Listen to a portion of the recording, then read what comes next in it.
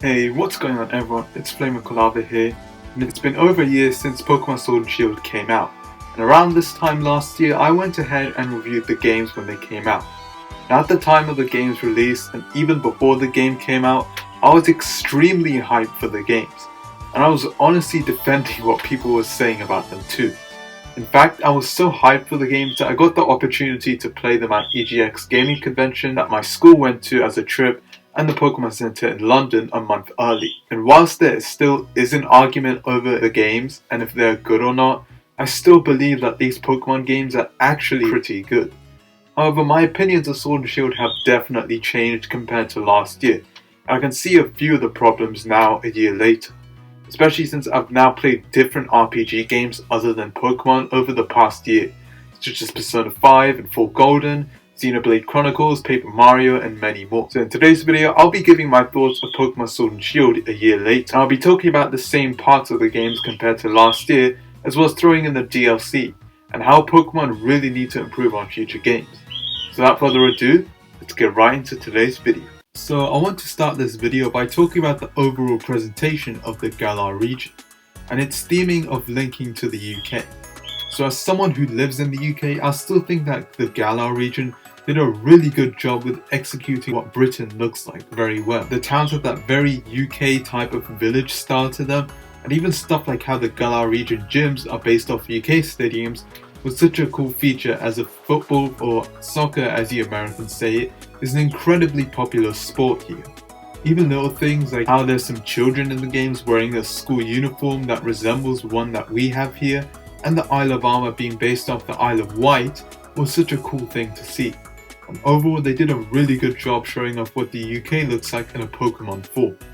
The game's soundtrack as well still has amazing themes like any other Pokemon game. The soundtrack still holds up great and is even better than before, since more songs and music tracks got added thanks to the DLC. In fact, even some themes like the Marnie theme, Sonia theme, and Bede theme do still come in my head at random points, and somehow oddly feel a little bit nostalgic, even if these tracks are about a year old. So many characters look amazing design wise, such as Nessa, Sonia, Marnie, Hop, Leon, the player characters, so many other characters that these have incredibly unique designs and great ones too. Story wise, these characters aren't the best from a story perspective in these games, but they do still feature some, such as Bede being raised by Chairman Rose. Still though, overall I'm pretty happy with the characters in Sword and Shield. They have an alright story, but the character designs are the best part of them, and are some of the best in the entire franchise. Speaking of designs, let's talk about what probably is the most exciting thing of a new Pokemon generation, and that is the new Pokemon available to catch within that region. And Gala introduces some really great new Pokemon to the table. A lot of them fit within the UK environment of the Gala region, and I honestly don't hate any of them ones in the game. The DLC also added a few new Pokemon such as the Galarian Birds, Kogfu, and Calyrex. Plus I'm glad that the idea of regional forms was brought back in from Alola and Gala, and having some regional forms like Galarian Linoon have a new evolution being Obstacle. There's a really cool feature to this, and I'm glad that they expanded upon one of my favorite features of Generation 7. Now whilst Gala's Pokemon are great, let's talk about the National Dex card. And honestly, this was a big reason why many people didn't give Sword and Shield a chance. I honestly don't mind the Dex cut, especially since the DLC brought back a lot of cut Mon, but it was honestly a bit disappointing, especially since it was cut for better animations and stuff. I'm glad that the DLC though brought older Mons back, even if a few of them are still not in the game. Now ever since Generation 6, Pokemon has had a new battle gimmick feature being added to each generation. Generation 6 had Mega Evolutions, Generation 7 had Z-moves, and Generation 8 has Dynamax/Gigantamax. Now Dynamax or Gigantamax is a phenomenon in the Gala region where Pokemon turn big in certain areas, such as Gala gyms.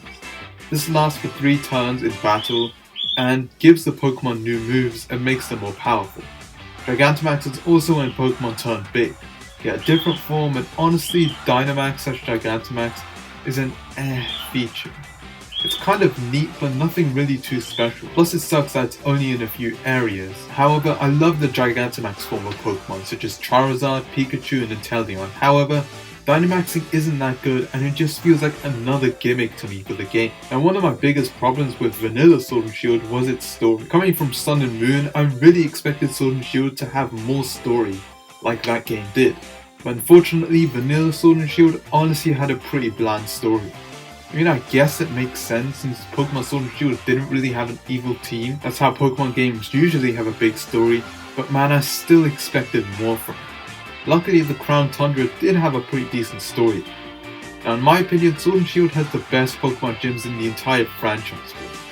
The fact that all of them are based off football stadiums is such a cool thing to me, and really links to the UK, like I said before. The gyms themselves also have some really cool puzzles, such as how you needed to get the Wooloo for Milo's gym, and the gym leader theme makes having a gym battle so hype, especially when it's time for the gym leader's Pokemon to Dynamax for his last Pokemon.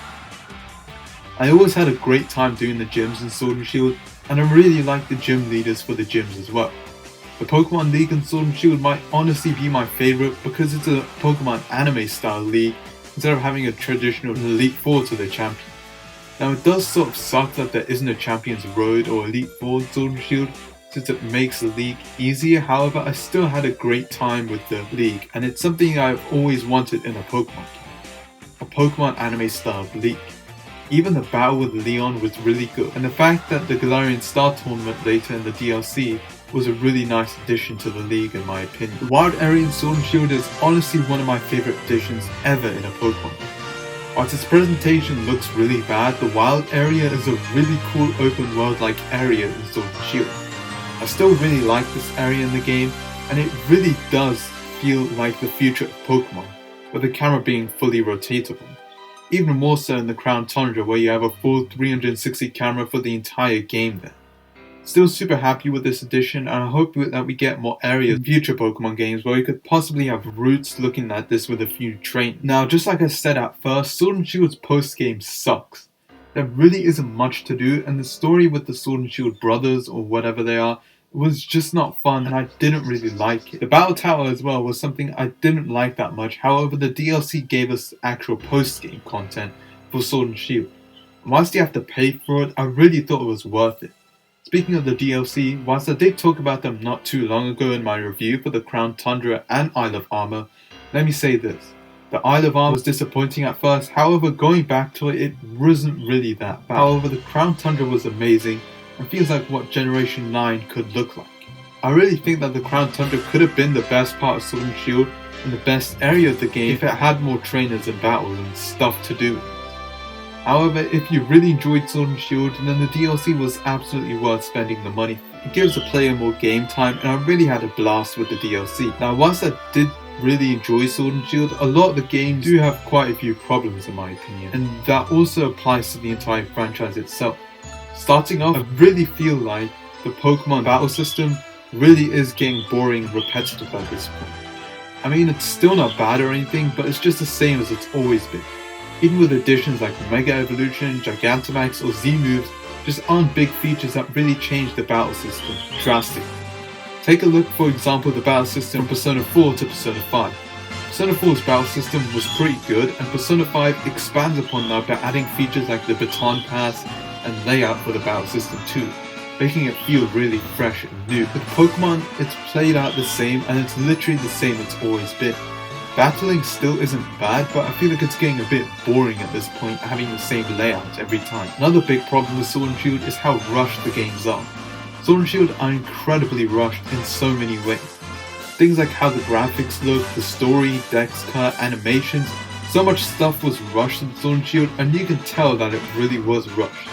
It's still a good game in my opinion, but the games were definitely rushed. I really hope that they take more time for the next Pokemon game. Speaking of which, the presentation of Sword and Shield, this game looks bad for a Switch game. It doesn't look horrible, and it has improved a bit since the release of the game, but man, the graphics for a Switch game aren't that great, especially looking at other games on the console such as Super Mario Odyssey, Paper Mario the Origami King, and Luigi's Mansion 3. Sword and Shield just looks like an upscale 3DS game in some areas. Speaking of which, the excuse of saying that they are working on new animations for the game is sort of ridiculous. Some of the animations or assets are clearly taken from the 3DS, and some animations still don't look good. like the infamous Score Bunny double kick animation. However, when they're good animation, it's really good in Sword and Shield, such as the Cinderace Pyro Ball animation. So overall, what do I think of Sword and Shield a year later? I still love the game. However, now I can definitely tell that the game was rushed a year later. If I'm being honest, when the game came out, I did rank it a little too high, giving it a 9 out of 10, but honestly, it's more of an 8 or 7 for me out of 10. Don't get me wrong, I still love Sword and Shield, and these are really good Pokemon games, but compared to the other entries in the series, these games aren't that amazing. The games don't look super good, and honestly, whilst they do get super hated upon, I feel like these games are still pretty good. I prefer it over X and Y, for example. So yeah, that's today's video. I hope you guys enjoyed this video, and if you did, then please leave a like, subscribe, and I'll see you guys next time. Bye.